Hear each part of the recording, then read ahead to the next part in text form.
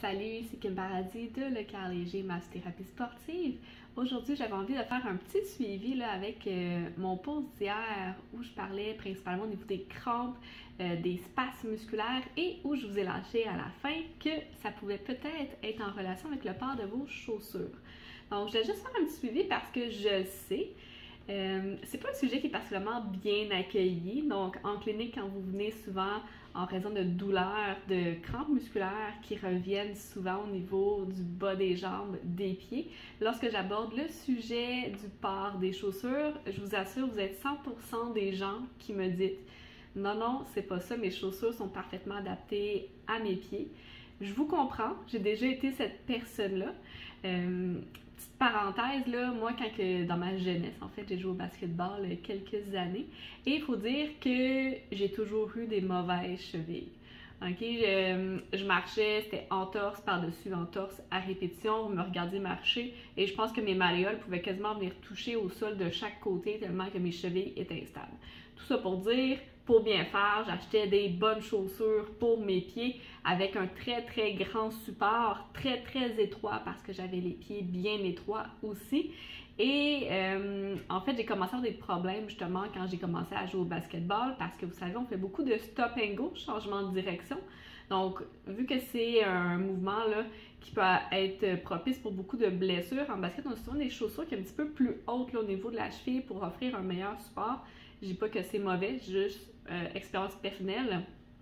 À ce moment-là, j'ai commencé en fait à avoir des crampes musculaires au niveau des mollets, des orteils.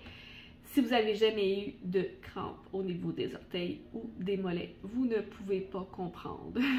Vous ne pouvez pas comprendre la douleur que cela apporte. Donc, écoutez, plusieurs fois par mois, vous pouviez passer et me voir, j'étais couchée en boule à terre à me tenir les jambes parce que j'avais une crampe qui durait en moyenne 10 à 15 minutes et là, vous pouviez pas me parler, j'étais plus là, douleur fulgurante qui vient me chercher. Dans ma tête, je me disais, ben, c'est plate, mais c'est normal, je suis comme ça apparemment. Peut-être qu'il me manque quelque chose dans l'alimentation, je sais pas. J'avais l'impression que je mangeais bien.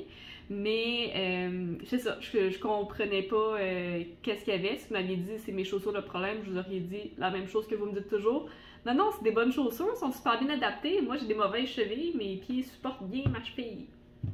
Donc, fin de la parenthèse, je vous comprends, mais aujourd'hui, je vais juste vous expliquer un petit peu ce qui se passe pour que peut-être vous disiez, ben, peut-être que ça peut être une avenue à regarder. Si jamais vous avez des problèmes, c'est pas de problème.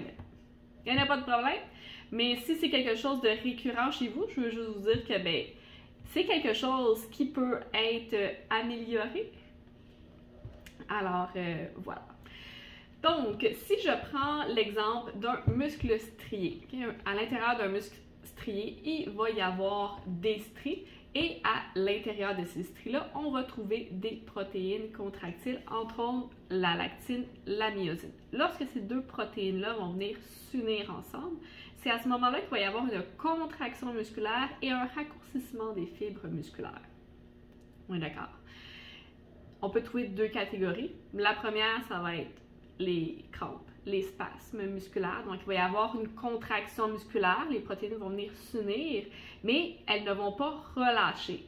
Ça va relâcher un jour, on ne sait pas quand. Ça peut être dans 15 minutes, dans une journée, dans 2 jours. On ne sait pas quand. C'est frustrant et c'est pris là. Et par exemple, on peut penser au torticolis.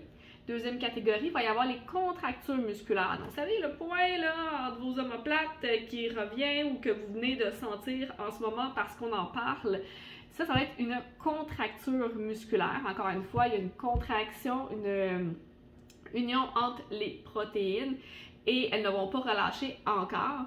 Par contre, elle va être permanente dans le temps, contrairement aux crampes ou aux spasmes musculaires qui vont éventuellement relâcher par eux-mêmes. Okay? Donc, d'où l'importance de faire quelque chose lorsque vous avez un petit point là, qui vous dit « Hey, j'ai mal un petit peu ici ». Bref, il peut y avoir plusieurs raisons qui vont apporter là, justement ces contractures musculaires, ces spasmes-là. La première, ça peut être évidemment là, une mauvaise posture de travail, une mauvaise posture de sommeil. Au même titre, ça peut être un mouvement qui est répétitif, une mauvaise hydratation. On sous-estime souvent là, la quantité d'eau qu'on boit dans une journée. Ça pourrait aussi être un mauvais échauffement avant un gros exercice là, où c'est que le corps a froid. Parlant de froid, le froid est souvent sous-estimé. Je parle pas juste d'aller s'entraîner dehors quand il fait moins 30. Je parle aussi de froid si vous avez des chaussures trop serrées, mal adaptées. Pourquoi? Parce que vous allez sûrement être d'accord que lorsqu'il y a une vasoconstriction, parce qu'on a froid, il va y avoir une diminution du débit sanguin. S'il y a une diminution du débit sanguin, ça va apporter moins de nutriments vers les cellules et ça va diminuer l'évacuation des déchets métaboliques. S'il y a moins de nutriments, il va y avoir moins de minéraux contractiles et décontractiles au sein du muscle. Vous me voyez venir? Donc, si c'est une problématique qui revient souvent chez vous, donc souvent on n'y pense pas, on ne se rend pas compte lorsque le muscle a la difficulté à se contracter, ça l'arrive. On va plus remarquer lorsque, hey, le muscle qui ne veut pas relâcher, j'ai mal au niveau du trapèze, j'ai mal au niveau du mollet. C'est des choses qui arrivent, mais il y a des raisons derrière tout ça. Hein? Le corps nous parle et c'est à nous de décider si on apporte un changement ou pas. Si ça ne nous incommode pas plus que ça dans notre vie, vous pouvez continuer comme ça, il n'y a pas de problème. Si c'est vraiment frustrant pour vous, mais en fait, c'est juste pour vous faire comprendre qu'il y a des choses qu'on peut faire pour changer ça. Donc, première chose, c'est d'en prendre conscience. Si jamais ça intéresse d'en savoir plus, là, au niveau peut-être de l'automassage, au niveau du mollet, au niveau du pied, si vous avez beaucoup de problèmes de crampes ou de pieds, je ne sais pas à quel point que c'est populaire, on va dire. J'ai eu plusieurs personnes dernièrement là, qui avaient ces problématiques-là. Si jamais ça vous intéresse d'avoir peut-être des capsules vidéo justement d'automassage mollet-pied,